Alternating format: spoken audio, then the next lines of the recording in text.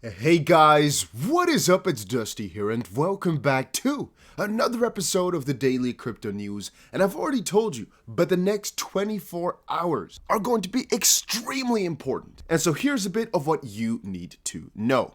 Again, over the next 24 hours, two very important pieces of information will be made available. But you can kind of see it in the Kabasi letter right here. The key events of this week are the November CPI inflation data over on Tuesday, which again is today. Then tomorrow, we have the FOMC meeting, the Fed interest rate decision. We have retail sales and jobless claims over on Thursday. And as you guys have hopefully seen in Jerome Powell's speech about a week and a half ago or so, we basically circulated around the jobless claims. And basically everything surrounding that was rather important this time around. And we also have the services and manufacturing PMI over on Friday, and more Q3 2022 earnings results are coming in as well. But you guys basically understand right now, today we have a very important announcement coming up. And then tomorrow, we got an even more important announcement coming up. Today, as I said before, the core CPI numbers. And then tomorrow, the FOMC meeting. Again, very important things. Be prepared for some massive volatility. And like Bob Elliott said, don't focus on the nuances of the CPI report. At the end of the day, whatever numbers we get, it is pretty hard right now to get a good grip on what the results are going to be. Obviously, we've had one narrative that we've been walking with for a long time, which is if the inflation or interest rate increases are basically below what we expected them to be, then things are bullish. And if they are equal or above or within that range, basically things are negative. And that's the way that it's been over the last couple of months. But truth be told, even that could switch at a moment's notice. And so don't take that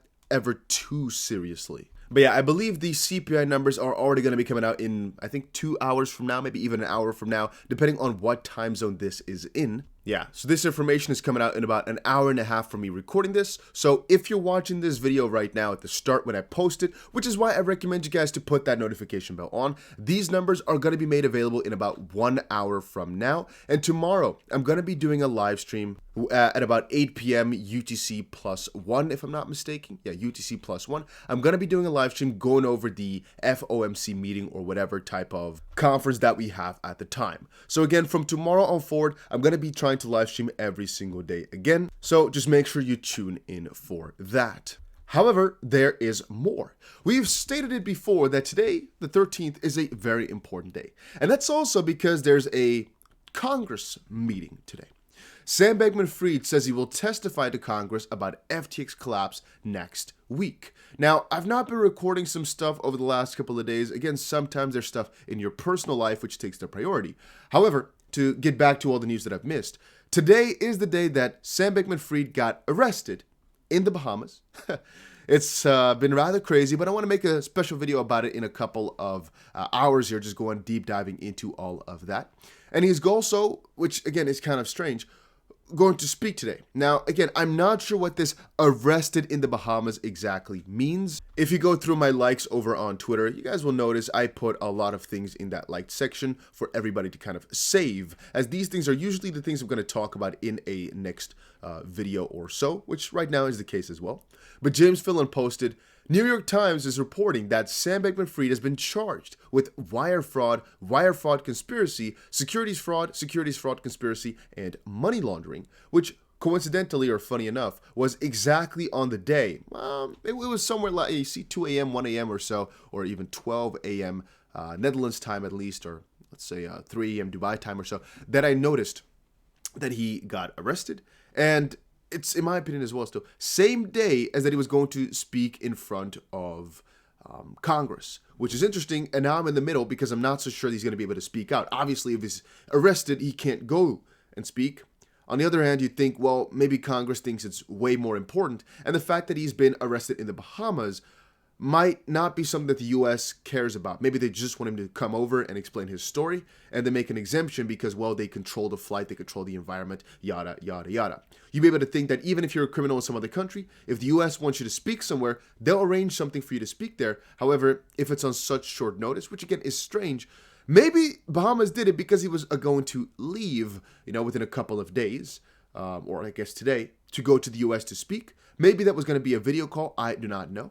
But maybe that's why they wanted to catch him just quickly like that. But I'm going to do some research and get back to you guys in a couple of hours, most likely, on exactly what this all is about. And yeah, whenever I read the Twitter news, which at the end of the day is the newest news, it seems like, right? It's still surprising to see Kevin O'Leary backing Sam Bankman-Fried up. Again, if you look at some of the tweets that he's posted, he is an interesting one. He's definitely an interesting one. I'm not scared of investing in entrepreneurs that have had catastrophic failures. Failures is often the best teacher. And it's also been interesting to read about what Sam Bankman-Fried has said over the last couple of days, which has to do with starting a new venture and with those profits that he made from the new venture to pay out investors that lost money. All very heroic, but now nothing can really come to fruition because he's been arrested. So again, more on that will come out later. I just wanted to quickly give you guys these insights, this update, and yeah, be aware for the CPI reports in about an hour from now. Beware of the FOMC meeting for tomorrow, but we're going to try and live stream the results of that. Again, guys, if you want to know where you can find it, go to Economic Calendar, and there's a full list of all the specific dates, all the exact timelines and whatnot. You can also put it in your own time zone for yourself. This is going to come out in just a little bit, and so the inflation rate, as previous was 7.7, the expectation is that it's going to be 7.6, so slightly lower year over year, meaning that things have gotten a little bit better. And logically speaking, if it's this number or lower, then things are pretty good, pretty juicy, people are happy. Even though Bitcoin in theory is bullish or backed bullishly by inflation, in theory, very often it's the way that it goes. And the opposite is true as well. If this number, the new number that comes out, is going to be greater than 7.6, even 7.7, both of those really, then things are most likely going to be negative. But it kind of depends, and you guys hopefully understand as well. It depends on what exactly the number is going to be. If it's all of a sudden 9.5, people will be very much shocked. If it's all of a sudden 6.3, that will be so shocking that things are going to be pretty damn odd. But yeah, that was it for right now. See you guys later in another one.